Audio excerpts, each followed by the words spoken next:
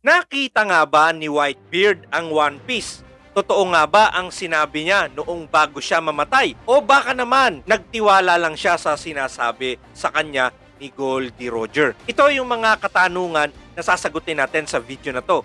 Pero bago muna ang lahat ay syempre pa, inaanyayahan ko po kayo na mag-subscribe sa ating YouTube channel, hit the bell icon para ma-notify sa mga bago nating videos. I-like at i-follow ang ating mga social media accounts, Facebook, TikTok at Bilibili. Nagpapasalamat nga pala ako sa mga nagpapadala ng GCash at Maya. Malaking tulong po ito sa akin. Sa mga may gusto po ang aking number. So balik na po tayo sa ating paksa. So yun nga po bago magtapos ang Summit War o yung tinatawag natin na War of the Best, bago nga po pumanaw itong si Edward Newgate na mas kilala sa tawag na Whitebeard, ay sinabi niya nga po na One Piece exists. Ang One Piece ay isang totoong kayamanan. Ito nga daw po ay balang araw tataglayin ng isang tao. Dala-dala ang tagong kasaysayan at hahamunin nga daw po ng taong ito ang world government sa isang matinding labanan. Ngayon, ang tanong, alam pala ni Whitebeard ang existence ng One Piece. So, inattempt kaya niya na makita ito ng personal? Well, sa video nga pong ito, ay meron tayong dalawang konklusyon tungkol dyan. Unang-una nga po ay hindi niya naman talaga nakita ang One Piece. Kumbaga, naniwala lang siya sa mga sinasabi ni Goldie Roger. Pangalawa, nakita niya nga ito ng personal at kinukumpirma niya lamang yung kanyang nakita. So, puntahan muna natin yung unang konklusyon, which is naniwala lang siya sa sinasabi ni Roger at dahil nakita to ni Roger, may tiwala siya na totoo nga ang One Piece. Actually, ang teoryang ito talaga ang pinakamalapit sa katotohanan. Unang-una nga po ay walang record na si Whitebeard ay nakapaglakbay papuntang Laugh Tale. Wala rin pong record na tangan-tangan ni Roger ang One Piece na para bang, ito yung One Piece, hawak-hawak ko, nasa akin ang ultimate treasure. Wala pong ganong record. Pero meron pong naging pag-uusap itong si Whitebeard at Roger bago nga po sumuko ang hari ng mga pirata sa mga Marines. Ang tanong, malalim ba ang pinagsamahan ni Roger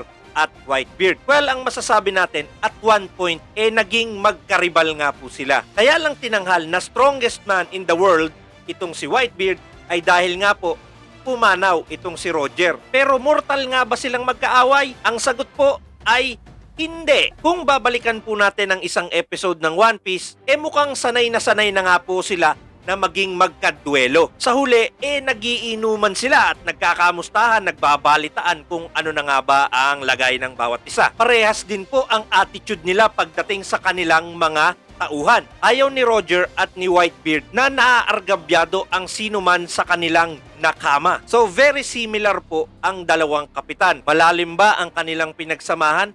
Siguro po pwede talaga. Kung titignan natin, hindi naman talaga sila mga masasamang tao. Parang naging pirata lang sila for the sake of piracy. And of course, kung aatakihin mo sila, ay tiyak na lalabanan kanila. Kumbaga, mataas ang respeto nila sa isa't isa. Alam nyo, si Roger, pagdating sa labas ng kanyang pirate crew, meron pa rin siyang mga tao na lubos na pinagkakatiwalaan. Isipin nyo, habang nakakulong si Roger, ipinagkatiwala niya nga po si Ace dito kay Monkey D. Garp. Sabi niya pa nga pinagkakatiwalaan niya daw si Garp kagaya ng kanyang mga tauhan. So kung ang isang marine na kagaya ni Garp pinagkakatiwalaan ni Roger, hindi naman imposible na itong si Whitebeard ay pagkatiwalaan niya rin. Kung iisipin nga, malaki din ang tiwala ni Whitebeard kay Roger. Isipin nyo, ipinahiram nga po ni Whitebeard itong si Kozuki Oden. Ito nga po ay para i-guide siya sa kahuli-hulihang paglalakbay. Wala final na, may sakit na si Roger. So siguro sa isip-isip ni Whitebeard, mamamatay na to Di pagbigyan natin kung ano hilig. Total, wala naman talagang masamang tinapay sa akin to. O sige, ipahiram na natin itong si Kozuki Oden. So isipin nyo yun na merong mutual respect and trust ito pong si Whitebeard dito po kay Roger. At ganun din naman si Roger. Sukat noong nabuwag nga po ang Roger Pirates, tumungo nga po itong si Roger dito kay Whitebeard para siguro maghabilin. Posible rin na alam ni Roger na balang araw magkukrus ang landas ni Whitebeard at ng anak niya na si Ace. So siguro bilang kaibigan at karibal, ito na po siguro yung ultimate sign na merong pagtitiwala si Roger kay Whitebeard at gano'n naman din siguro si Whitebeard kay Roger. Ngayon, sa naging huling-huling kwentuhan nila, hindi po natin alam ang kanilang buong-buong na pag-usapan. Pero nakatitiyak tayo na kasama sa kanilang pinag-usapan ay ang Will of the D. Alam ni Whitebeard na since ancient times, ang naglalagablab na apoy sa dibdib ng mga may D ay hindi po mapapawi. Maubos man nila ang angkan ni Roger, meron pa ring magtutuloy at magtutuloy ng kanilang habilin. So ito nga ba ang basihan kung bakit nakatitiyak si Whitebeard na totoo ang One Piece? Yan ay malaking oo. Siguro ko naman, para sa isang taong may taning na ang buhay, bakit ka pa magsisinungaling? Ano pa ang dahilan mo para itago ang kung anuman ang dapat mong itago? Wala na, hindi ba? Maaring sinabi ni Whitebeard na hindi siya interesado sa One Piece, pero hindi natin alam kung hanggang saan tumakbo yung kanilang usapan. Pero one thing is sure, sa sobrang tiwala po ni Whitebeard kay Roger, kahit na siguro hindi niya nakita yung One Piece, naniwala po siya sa kwento ng isang taong kanyang lubos na nirerespeto. Hindi ho ba? Yan ay napakagandang conclusion, napakagandang theory na nun. Hindi man nakita ni Whitebeard ang One Piece, pero kinumpirma niya ang existence nito dahil nagtitiwala siya kay Goldie Roger. End of the theory number 1. So ngayon, ano po yung theory? Theory number 2, talagang nakita ni Whitebeard ang One Piece. Alam niya kung ano ang itsura nito at posible na hindi niya rin ito kayang pakinabangan kagaya ng nangyari kay Roger. Okay, balik tayo sa premise kung saan ang mga taong malapit ng mamatay, most likely hindi na po sila nagsisinungaling. Ano pa ang dahilan para hindi ka magsabi ng totoo, mamamatay ka na nga? So kung lilikutin nyo ang inyong imahinasyon, kaya nasabi ni Whitebeard na totoo ang One Piece ay dahil nakita niya nga po ito ng personal. Tanong, may kakayahan ba si Whitebeard na hanapin ang Laugh Tale? Palagay ko naman walang sasagot dito na wala po. Siyempre lahat kayo ay sasabihin, yes, kung gugustuhin ni Whitebeard, mahahanap niya ang One Piece. Kilala niya ang mga tauhan ni Roger, gasino lang na humatak siya ng isa doon.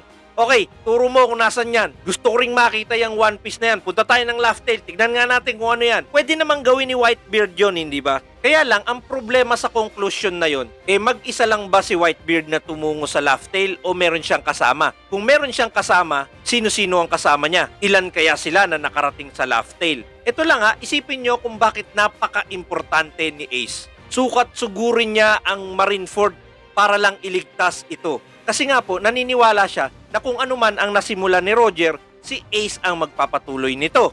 Ngayon, ano ang kinalaman ni Ace sa kwento na to? Kasi nga po, si Ace ay may D rin sa kanyang pangalan. Para bang alam ni Whitebeard na mga D lamang ang pwedeng makinabang sa One Piece treasure?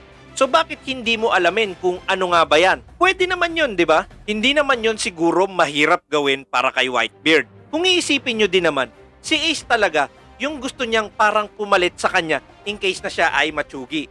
Magkaugali kasi si Ace at si Roger. Bukod pa sa parehas sila na mayroong Conqueror's Haki. Kaya si Ace talaga yung perfect na tagapagmana ni Whitebeard. At bilang parangal na rin para kay Roger, si Ace din dapat ang magkamit ng Ultimate Treasure One Piece. Kaya lang syempre nasira yung plano. Malay ba nila na tatraido rin siya ni Marshall D. Teach? So anyway, nakita ba ni Whitebeard ang One Piece? Hindi nakakapagtaka na oo. Hindi magsisinungaling ang isang taong malapit ng mamatay.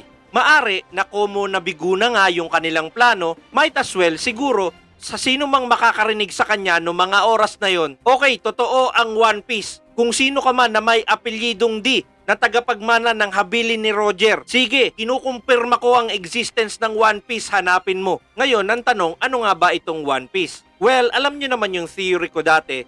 Ito nga po ay isang makapangyarihang armas. Ito po ay totoong physical na treasure. Kita nyo naman, takot na takot si Sengoku na malantad ang katotohanan tungkol dito. At ito talaga, yung tingin ko makakapagpabago ng takbo ng kanilang mundo. Masyadong delikado ang One Piece para mapunta lang kung kani-kanino. Ngayon, sinasabi ni Whitebeard bago nga siya malagutan ng hininga, meron talagang kukuha at kukuha niyan. Hindi na nga po ito maiiwasan. Itong mga ganitong salita, yan ay pagpapahiwatig na parang alam na alam mo talaga yung mga kinakailangang bagay para magamit ang One Piece sa tama. At sadly, siguro nung inattempt ni Whitebeard na makarating ng Laugh Tale, parehas din po siya na naging konklusyon ni Roger. Wala po ni isa sa kanilang kapanahunan ang makikinabang dito. Ang One Piece treasure ay may espesipikong tao na hinihintay. Ito nga po ang taong nagtataglay ng tagong kasaysayan, walang takot na haharapin ang lahat ng kaaway, at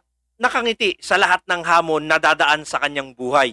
Siya nga po ang itinuturing na ikalawang pagbabalik ni Joy Boy. So ano, nagustuhan nyo ba ang video natin? Kung kayo ang tatanungin, nakita nga kaya ni Whitebeard ang One Piece o hindi? Yung kanyang huling hininga, pagtitiwala lang ba kay Roger o baka naman talagang may pinaguhugutan? So i-comment nyo na yan sa baba, babasahin ko lahat yan. And as always, muli po ito ang inyong Kuya Utoy. Palagi tayong manood ng anime, palaganapin natin ang anime culture, manood at magbasa ng One Piece hanggang sa muli. Paalam!